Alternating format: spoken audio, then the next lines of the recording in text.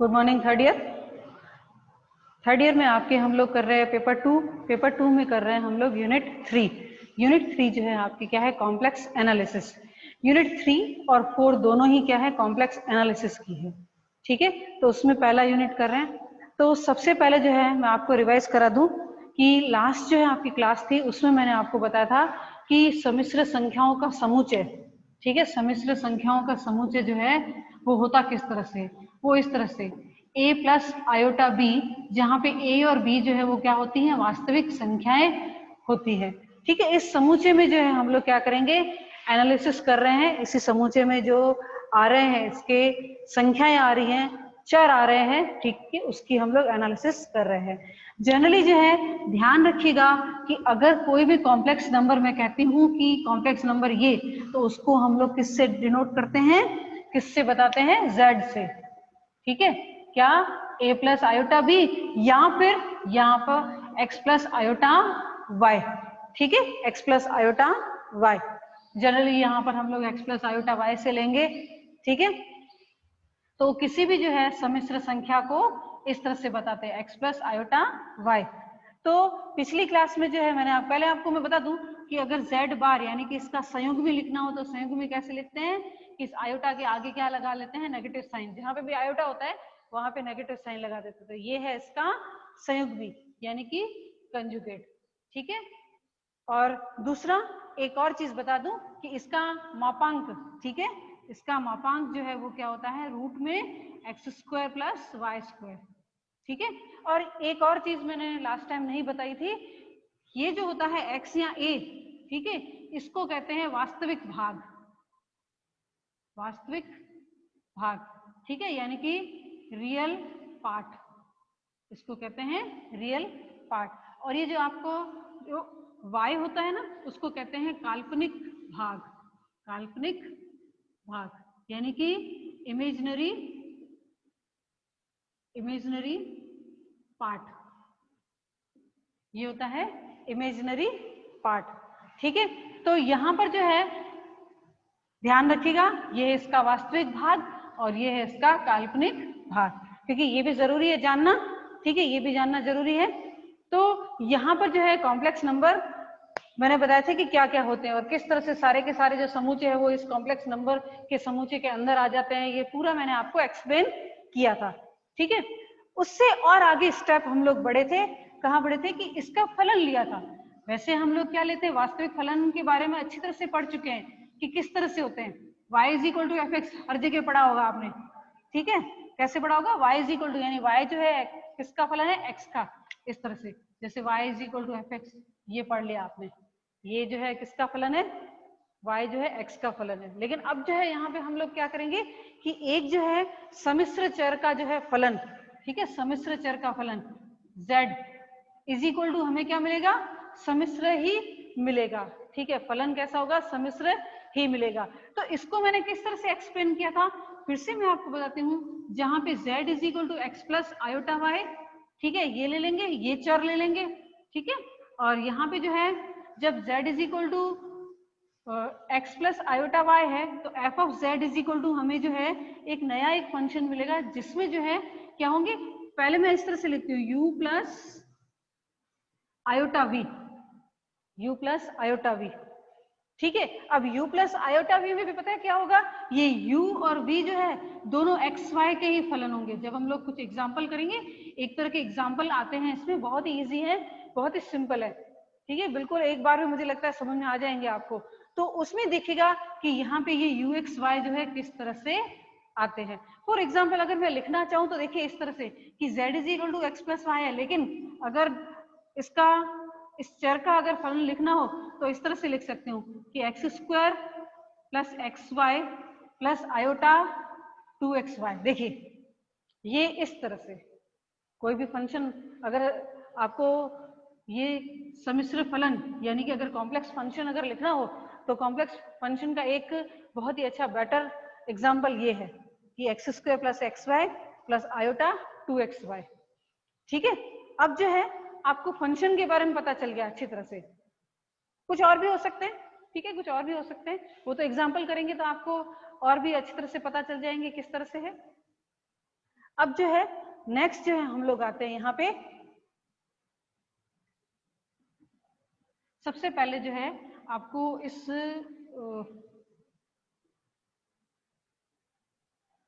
फलन के बारे में कुछ बात मैं बता दूं। बोलते हैं कि यदि z के प्रत्येक मान के संगत, z के प्रत्येक मान के संगत w का केवल एक ही मान प्राप्त होता हो, ठीक है, यदि z के, ये फंक्शन के बारे में 2 लाइन में आपको बता दूं, उसके बाद मैं आगे बढ़ती हूँ। z के प्रत्येक मान के संगत, प्रत्येक मान के संगत w का केवल एक ही मान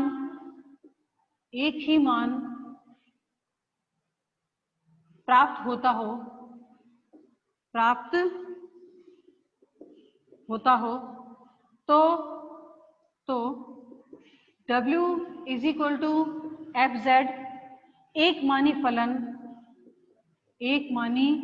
फलन कहलाता है। यानी कि सिंगल वैल्यूड फंक्शन, कौन सा? सिंगल वैल्यूड फंक्शन एक मानी फलन कहलाता है, ठीक है। अगर ऐसा हो कि z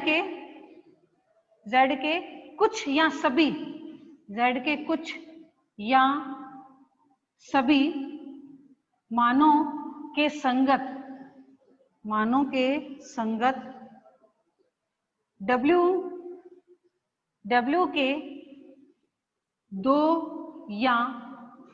के दो या अधिक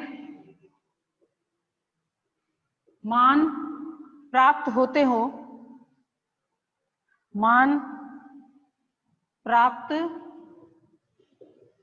हो तो उसे बहुमानी फलन कहते हैं। तो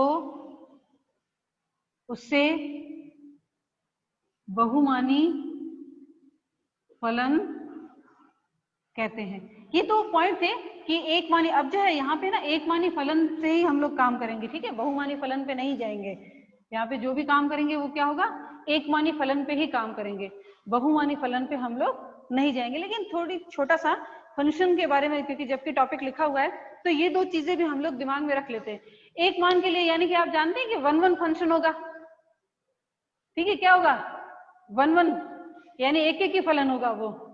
और बहुत यानी कि एक z के कुछ या अधिक मानों के लिए हो सकता है कि w के जो है अलग अलग जो है 2 फंक्शन आ जाए, ठीक है, हो सकता है या अधिक आ जाए, तो उसे जो है बहुमानी फलन कहते हैं, ठीक है। तो ये कुछ नहीं, ये जस्ट वाला पहला वाला तो ऐसे समझ लीजिए जैसे कि आपके 1-1 फंक्शन या एक ही फंक्शन के तरीके का ही है, ठीक है। सिंपल सी चीजें बस, ज्यादा बस आपको मुझे बतानी थी, बाकी इसमें कुछ नहीं है।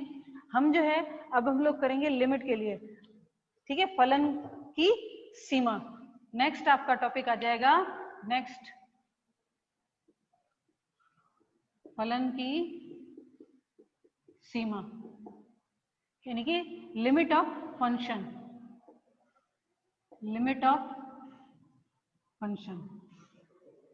चलिए 11th में लिमिट सीखी ना आपने।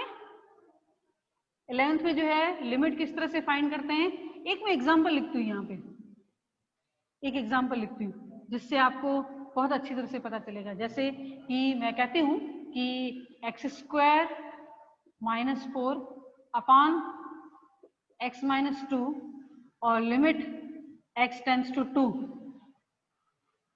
ठीक है, क्या है x² - 4 अपॉन x - 2, तो लिमिट जो है कौन सी होगी।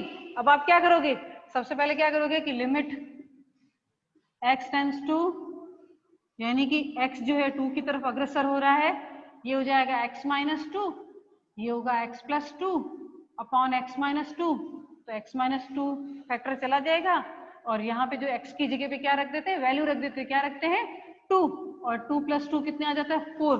तो ये जो इसकी लिमिट जो है कितनी आई, इसकी लिमिट कितनी आई, ये 4। ऐसे क्वेश्चन किए होंगे आपने, ठीक है, 11th में किए हैं।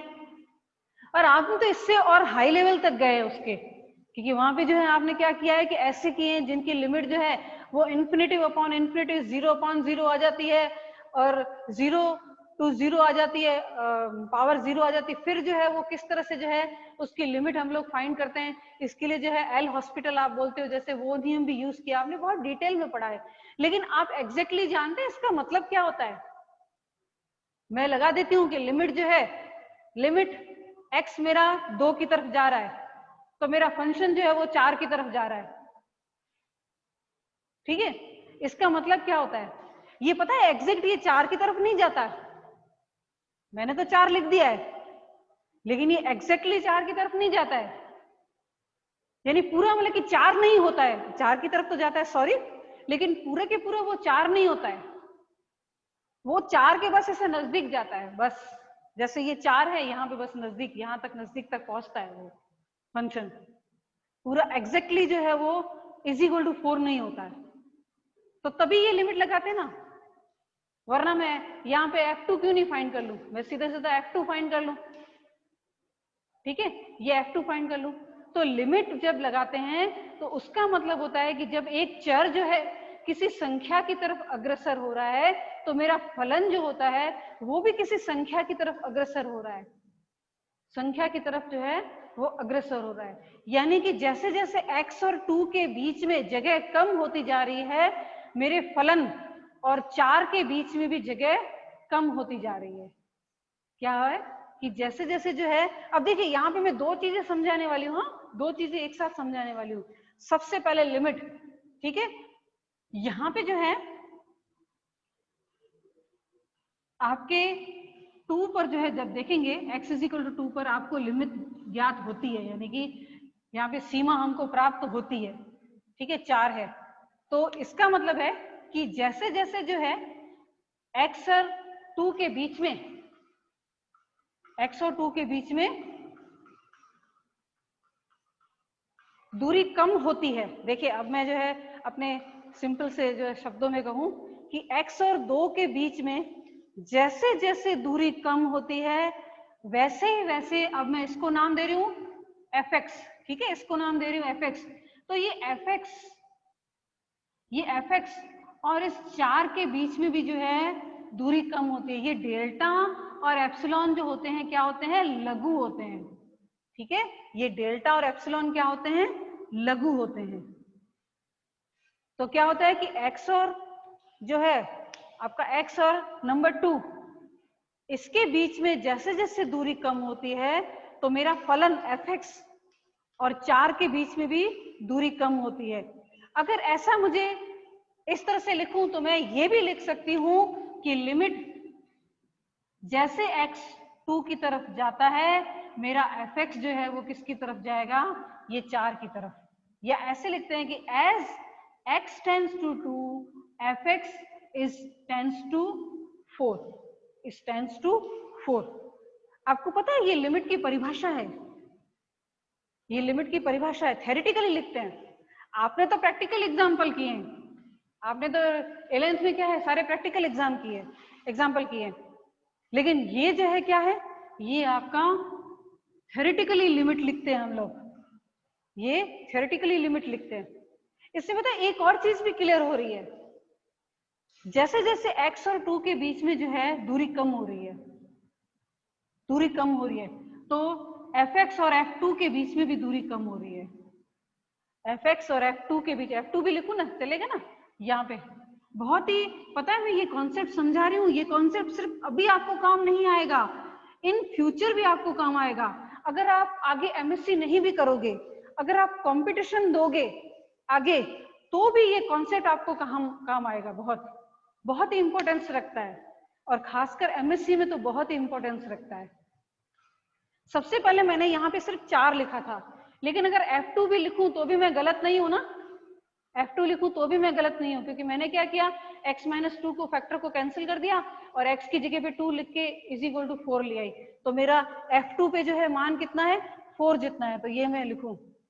पता है ये चीज क्या क्या कहती है ये वाली, जब मैंने यहाँ पे F2 लिख दिया, लिमिट में तो क्या है कि किसी और नंबर पे भी जा सकता है, लिमिट जब होती है तो हमारा फलन जो है, जैसे यहाँ पे 4, यहाँ पे क्या है इज इक्वल टू 4 आ रहा है, तो हो सकता है कि इस तरह से हम लोग ऐसा फलन दिया हुआ तो वो किसी और नंबर पे भी जा सकता है, ठीक है।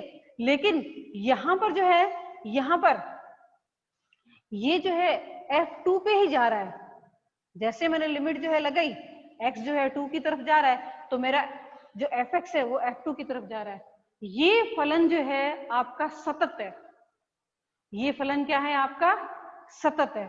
सतत का मतलब होता है कि जब उसका ग्राफ बनता है, ठीक है, जैसे उसका कुछ ना कुछ ग्राफ बनेगा, ये x² - 4 अपॉन x - 2 है, तो मैं अंदाजे से कहती हूँ कि ऐसा कुछ ग्राफ यहाँ पे ऐसा कुछ बन रहा है। तो ये ग्राफ जो है वो क्या है? कंटिन्यूस है, कहीं पे भी इसमें ब्रेक नहीं है, किसी भी पॉइंट पे ब्रेक नहीं है, ठीक है। ये पूरा का पूरा जो ग्राफ जो है बिल्कुल कंटिन्यूस जो है वो चलता जाता है। और पर्टिकुलर जो है हम लोग कहेंगे कि अगर यहाँ पे x इज इक्वल टू, जैसे ये 1, यहाँ पे 2, इस 2 पॉइंट पर जो है मेरा फंक्शन जो है क्या आता है?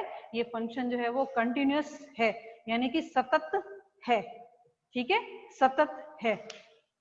बहुत ही अच्छा कॉन्सेप्ट है, मैं समझा रही हूँ, आप ध्यान से सुनिएगा कि सबसे पहले मैंने आपको लिमिट के बारे में बताया, ठीक है, लिमिट के बारे में बताया, उसके बाद जो है मैं सततता के बारे में बता रही हूँ। कोई भी फलन, कोई भी फंक्शन जो है सतत यानी कि कंटिन्यूस जो है वो कब कहलाता है? जब जो है किसी भी पॉइंट पर उस पर ब्रेक नहीं हो, किसी भी पॉइंट पर उस पर ब्रेक नहीं हो। चलिए मैं एक फंक्शन लिखती हूँ, उसमें देखो इसमें ब्रेक है कि नहीं है। देखो एक मैं फंक्शन लिख रही हूँ यहाँ पे, हाँ मैं परिभाषित कर रही हूँ, जैसे f(x) इज इक्वल टू, यहाँ पे मैं लिख रही हूँ when 1 जब x जो है वो 0 के बराबर नहीं है और 0 जब x जो है 0 के बराबर है। एक फंक्शन लिखा है कि उसका मान जो है 1 है जब वो 0 नहीं है, जब वो 0 नहीं है, लेकिन अगर 0 है तो वो 0 है। पता है इसका आप ग्राफ कैसे बनेगा? देखिए यहाँ पे बहुत छोटा सा बना रही हूँ, जैसे x इज इक्वल टू 0 तो ये यहाँ पे होगा, ठीक है, यहाँ पे होगा, लेकिन यहाँ से जो है ना, अब यहाँ पे ये क्या होगा? इसको कर देंगे इस तरह से खाली जगह, इसको कर देंगे यहाँ पे खाली जगह, और ये जो है ग्राफ बनेगा फिर इस तरह से जाएगा। यानी ये फलन जो है क्या है? ये फलन जो है आपका सतत नहीं है। क्यों? क्योंकि देखो यहाँ पे ये ब्रेक है, यहाँ पे ये ब्रेक है, इस वजह से ये फलन जो है वो क्या है? यहाँ पे बिल्कुल भी सतत नहीं है। एक आपने देखे फलन ऐसे, दोनों कॉन्सेप्ट मैं साथ में समझा रही हूँ, फिर इसकी जो हम लोग परिभाषा के हिसाब से लिखेंगे। जैसे अब मैं यहाँ पे ये मिटा देती हूँ, जैसे ये फलन देखे होंगे एक इस तरह के,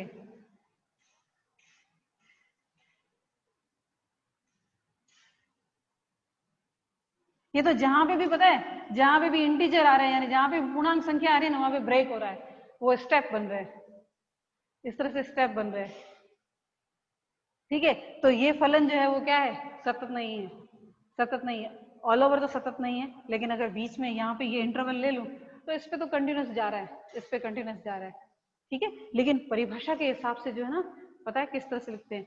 फलन की सीमा, ठीक, सीमा का जो है सिर्फ आपको परिभाषा वगैरह यही बताऊंगी। मैंने जानबूझ के थोड़ा सा कॉन्सेप्ट समझाया, जैसे आपको आए और इन फ्यूचर भी आपको याद रहे कि ये लिमिट क्या होती है और कंटिन्यूटी क्या होती है, ठीक है, लिमिट क्या होती है और कंटिन्यूटी क्या होती है। अब मैं इसको अपने जो कॉम्प्लेक्स नंबर्स है, यानी कॉम्प्लेक्स चर के हिसाब से ये परिभाषा लिखूंगी। देखिए किस तरह से, और मैं क्या लिखूंगी? इसको पूरा थ्योरेटिकली लिखूंगी, और उसके बाद जो है मैं आपको लिमिट में लिख के बताऊंगी। उसको सिर्फ लिमिट में इस तरह से लिखते हैं, लेकिन थ्योरेटिकली जो देखिए पूरा इस तरह से लिखा जाता है। आएगा बहुत ही, इसमें सबसे इजी पेपर है ये कॉम्प्लेक्स एनालिसिस जो है वो सबसे इजी पेपर है, क्योंकि इसके जो है एग्जाम्पल वगैरह बहुत इजी रह जाते हैं। तो लिखेंगे कि माना fz एक मानी फलन है, fz एक मानी फलन है, तथा z is equal to z0, z is equal to z0 के एक प्रतिवेश। अब ये प्रतिवेश शब्द जो है मैं समझाने वाली हूं आगे, ठीक है, यहाँ पे जो है समझाने वाली बाद में, या ब्रैकेट में लिखेंगे यहाँ Z0 के निष्कासित। अब निष्कासित क्या होगा, ये शब्द जो है ये इसका पूरा डिटेल में हम लोग और फिर आगे पढ़ेंगे। प्रतिवेश में परिभाषित है, यानी कि z इज इक्वल टू 0 पर जो है ये मेरा फलन जो है वो परिभाषित है। ठीक है, तब एक संख्या L fz की z इज इक्वल टू 0 पर सीमा कहलाती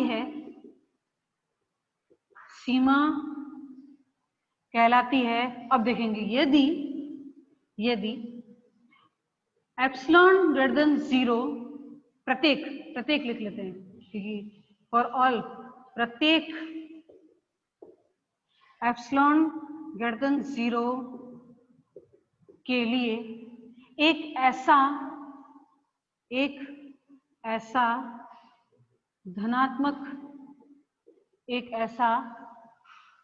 ऐसी धनात्मक संख्या, क्योंकि संख्या भी लिखना पड़ेगा, संख्या डेल्टा ग्रेटर देन, धनात्मक लिख दिया, ग्रेटर देन 0 लिखने की जरूरत नहीं है, संख्या डेल्टा विद्यमान है कि fx और l के बीच में दूरी कम होती है जब इस हमारे fz और l के बीच में दूरी कम होती है जब इसके z और z0 के बीच में दूरी कम होती हो। ठीक है, इसका मतलब ये, मॉड्यूलस का मतलब यही है। मॉड्यूलस क्या होता है, हमेशा पॉजिटिव होता है। ठीक है, मॉड्यूलस हमेशा पॉजिटिव होता है। और यहाँ पे एप्सिलॉन और डेल्टा दिमाग में रखिएगा कि ये जो है लघु होते हैं। ये क्या होते हैं, लघु होते हैं। तो जैसे जैसे z और 0 के बीच में दूरी कम होती है, ठीक है, जैसे दूरी कम होती है तो हमारे fz और l के बीच में भी दूरी कम होती है। अब इसको मैं लिमिट लिख रही हूँ, इसका मतलब पता है क्या है, इसका मतलब है कि limit z is tends to z0 fz is equal to l, ठीक है। जैसे जैसे जो है मेरा z जो है 0 की तरफ जाता है, ठीक है, दूरी कम होती है, यानी कि क्या होता है, 0 की तरफ जाता है, मेरा जो है fz जो है वो किसकी तरफ जाता है, fz जो है वो यहाँ पे l की तरफ जाता है। पता है ये पॉजिटिव और नेगेटिव दोनों साइड से जाता है, पॉजिटिव और नेगेटिव दोनों साइड से जाता है। या पॉजिटिव साइड से जाए या नेगेटिव, ऐसे लिखते थे पता है, लिमिट x टेंड्स टू, चलिए 0 लिख देते हैं, 0 प्लस एक लिमिट, पता है जांच करते थे, लिमिट की जांच करते थे कि ये इसकी लिमिट प्राप्त होती है कि नहीं होती है, परीक्षण करते थे इसमें कि, और फिर जो है limit x tends to 0 minus, यानी दोनों तरफ से, क्योंकि मॉड्यूलस लगा दिया, इसका मतलब क्या होगा, वो दोनों तरफ से जाएगा, इधर से भी अप्रोच करेगा और इधर से भी अप्रोच करेगा। ठीक है, यानी कि ये जो है, अब मैं यहाँ खड़ी हो जाती हूँ जैसे बिल्कुल सेंटर में, अब यहाँ से जो है ये z जो है z0 की तरफ आएगा और यहाँ से भी z जो है z0 की तरफ आएगा। तो दोनों तरफ से अगर अप्रोच करने पर fz का मान जो हमें मुझे l मिलता है, तो मैं कहती हूँ कि मेरी इस फलन की लिमिट जो है वो विद्यमान है। यहाँ पे जो है हम लिमिट जो है वो ज्ञात नहीं करेंगे, किसी भी फलन की लिमिट ज्ञात नहीं करेंगे, यहाँ पे हमें अवकलनीयता के बारे में पढ़ना है। लेकिन उससे पहले जो है मैं चाहती थी कि यहाँ पे हमारे पास समय है तो ये अच्छा सा कॉन्सेप्ट जो है आपके जो है क्लियर कर दूं। ठीक है, तो हम लोग जो है, जैसे मैंने कहा कि हमने 0 से स्टार्ट किया है, तो 0 से बढ़ते बढ़ते हम लोग फलन के आए, फलन से फलन की सीमा पर, और फलन से फलन की अवकलनीयता पर आएंगे। ठीक है, अवकलनीयता पर आएंगे। चलो, अभी किसी को कुछ प्रॉब्लम है क्या? कुछ भी इसके बारे में कुछ भी क्वेश्चन अगर आपको पूछना हो ठीक है, मैं यूं कर रही हूँ कि आपको अलाउ कर रही हूँ कि आप लोग अपने आप जो है अनम्यूट कर हो सकते हैं। तो जो भी स्टूडेंट जो है पूछना चाहते हो इसमें, अपने पास 10 मिनट रहे हैं, ठीक है। मैं चाहती हूँ कि आप कोई क्वेश्चन पूछें। और ये नया कॉन्सेप्ट है, पता है, नया नहीं है, ये बहुत पुराना है, ये 11th का है, ये 11th का है। लेकिन क्या होता है कि जब बच्चा 11th में पढ़ता है तो वहां पे टीचर्स क्या करते हैं कि उनको बेसिक कुछ भी नहीं बताते हैं, उनको ये बता देते हैं कि ये फॉर्मूला है, ऐसे यूज कर लो, इसकी लिमिट ये आ जाएगी, वो हो जाएगा। तो ये चीजें क्या होता है कि जब हम लोग अगर मान लो कि मैथमेटिक्स पढ़ते हैं तो कुछ चीजें जो है बेसिक हमको अच्छी तरह से नॉलेज होना चाहिए। अब ये पता नहीं, मैं सब्जी बना रही हूँ, ये मालूम नहीं है कि मिर्च क्या है, उसमें नमक क्या है, हल्दी क्या है, ये है, मुझे बोल दिया जाए कि भाई बना लो। देखो मैं एग्जांपल अपने वो घरेलू दे रही हूँ आपको, लेकिन एक प्रैक्टिकल एग्जांपल है कि अगर कुछ पता नहीं है और फिर बस सीधा बता दो कि ये डाल दो, वो डाल दो, वो डाल दो, लेकिन एग्जैक्टली है क्या, एग्जैक्टली बना क्या रहे हैं, एग्जैक्टली क्या है, क्या चीज है, तो ये यहाँ पे ये हो रही है, ठीक है।